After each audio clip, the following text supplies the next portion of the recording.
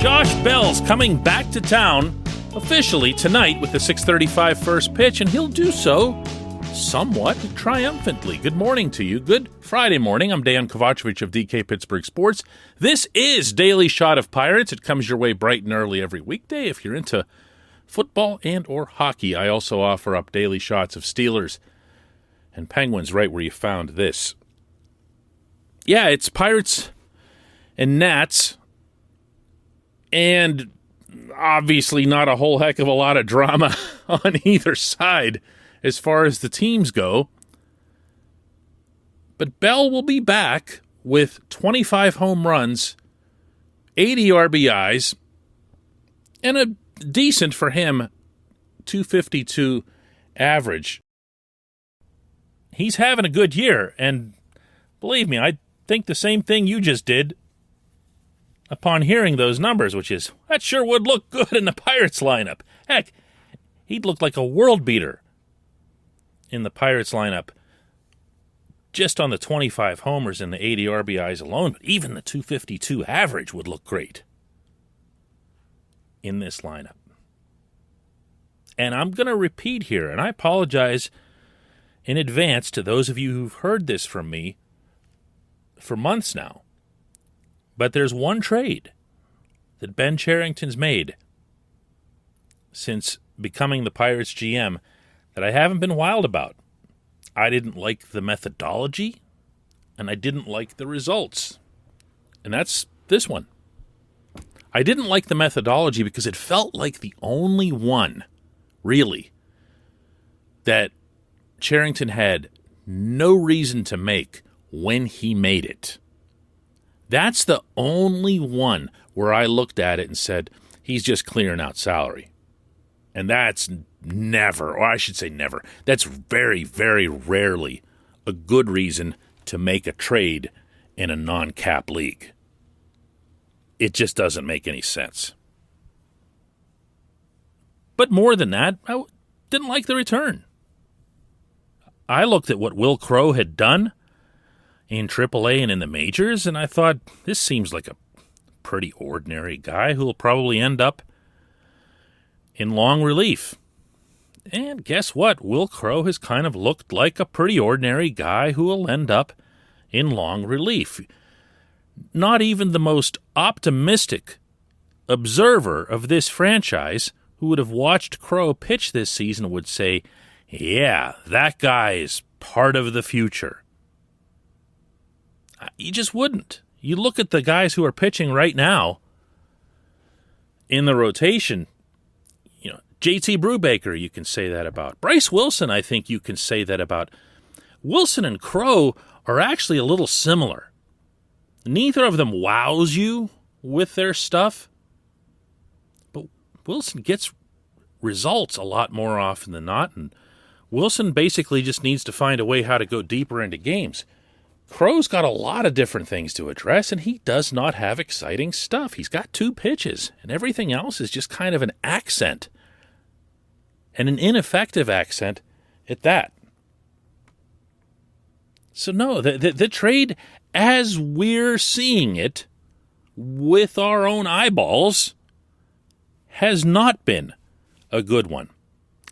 One problem, though, with this assessment, there's one player we aren't seeing with our own eyeballs. This portion of Daily Shot of Pirates is brought to you by the North Shore Tavern, home of Steak on a Stone, home to the very best baseball-style environment to any establishment in town.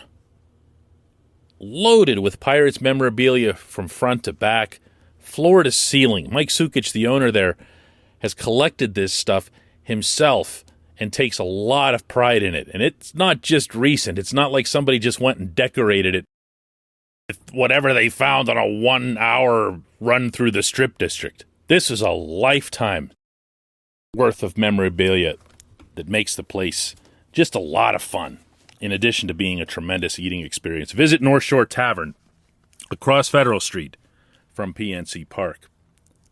Eddie Yeen is the name of the other pitcher that the Pirates acquired. At the time of the trade, Mike Rizzo the respected GM in Washington commented on both Crow and Yeen. And boy, Mike is known as a straight shooter, but even by his standards, he made it abundantly clear that the only one of the pitchers that he regretted losing was Yeen. He described Crow pretty much the same way that I just did, and of Yeen, he said, he has big upside, and he repeated that.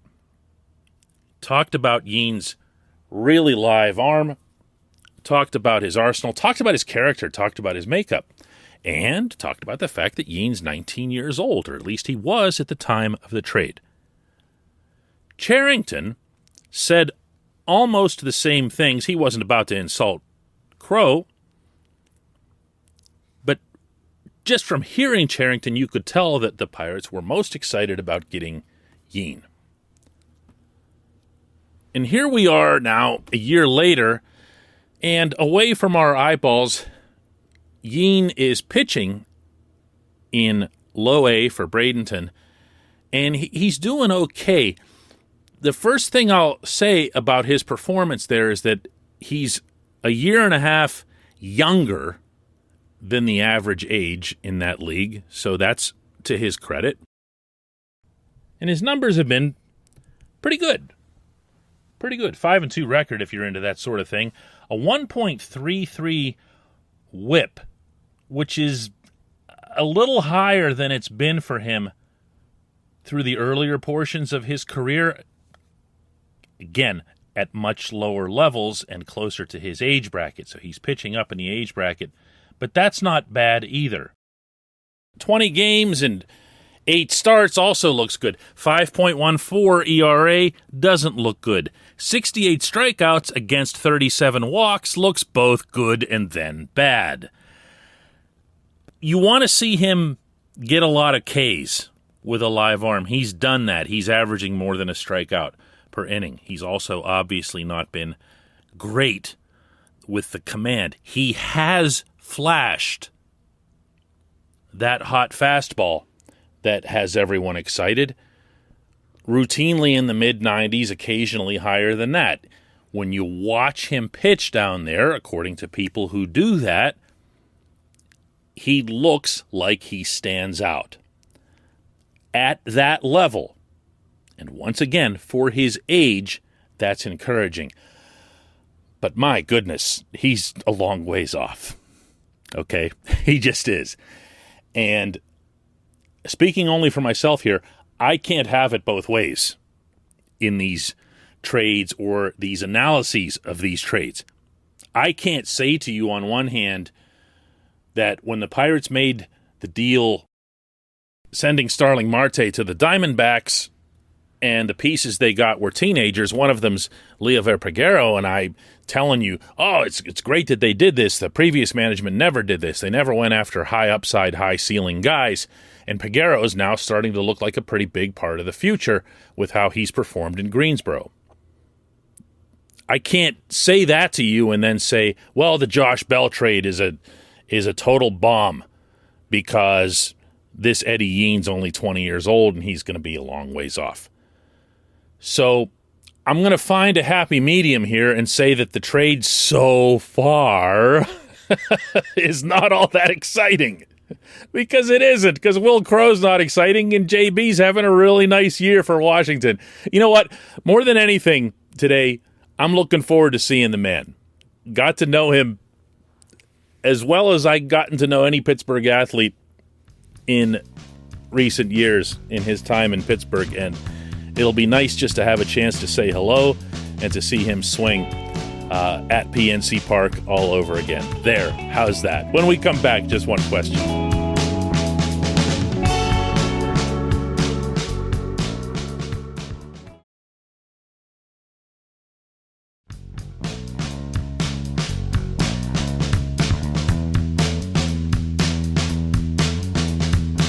Welcome back. It's time for Just One Question, and today's J1Q comes from Dave Murgy, who asks, if in, let's say, 2 or 3 years, when the Penguins and Steelers are in rebuilds of some kind or another, do you think everyone will jump on the Pirates bandwagon, or will it only be 99% of the city asking for a friend? Dave, you sure you want your name on this? Wow. Hey, everyone, take any and all complaints and file them with Dave Murgy. This didn't come from me. No, seriously, I don't see either the Penguins or Steelers as heading toward any kind of rebuilds. They don't really have that as part of their mindset. Sidney Crosby and soon Evgeny Malkin and Chris Letang are going to be signed for several years. And when you have those guys, especially near the tail end, the last thing you're going to do is ask them to partake in any kind of rebuild.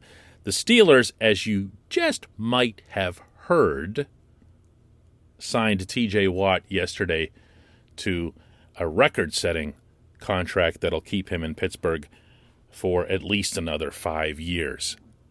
And I'll say the same thing there. When you have one of, if not the, best defensive players in the NFL, you're not going to say at any point, let's just blow it up and start over again.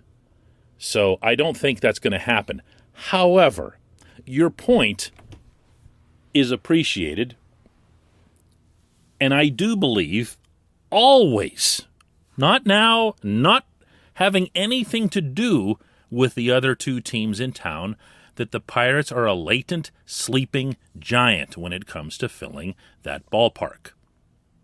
Yes, they're really, really upset, angry, hatred even, of Bob Nutting. I get that. I understand it. I wrote an entire column for DK Pittsburgh Sports from the ballpark a couple of nights ago on that very subject. But I've also seen, as have you, as has everyone in town, that when the Pirates are, my goodness, not even, decent, when they're even just approaching decent, the town starts talking about them. It becomes a real thing.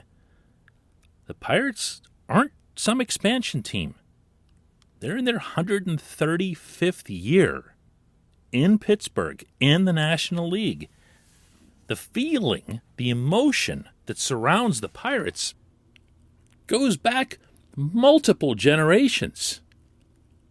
Do you really think, does anybody really think that scene on the night of the blackout in 2013 was some kind of accident or a fluke?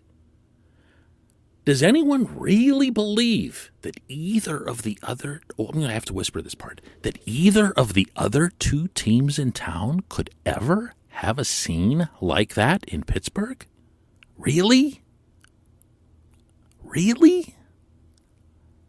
These are the Pittsburgh Pirates. They're part of who we are as Pittsburghers. To me, it's not about a bandwagon. You're in this city. The Pirates are part of you, especially if you've been here, for a decent amount of time, certainly generationally. You can get mad. We get mad at each other. It's family. You can get disappointed. You can get disgusted. You can turn off the TV. You can boycott attending the games and whatever else here. But you're stuck, man. The Pirates are part of you. They just are. And when they're good again, no, it won't be 99%, Dave. It'll be 100. It'll be 100. And there'll be no shame in it, and it won't have anything to do with the Steelers or the Penguins. That's a great question. Boy, am I glad you asked that. I appreciate that. I appreciate everybody listening to Daily Shot of Pirates. I will be back at the ballpark tonight to cover this game between the Pirates and Nationals, and after that, I'm heading out on the weekend to cover Pittsburgh's football team, whose name escapes me at the moment.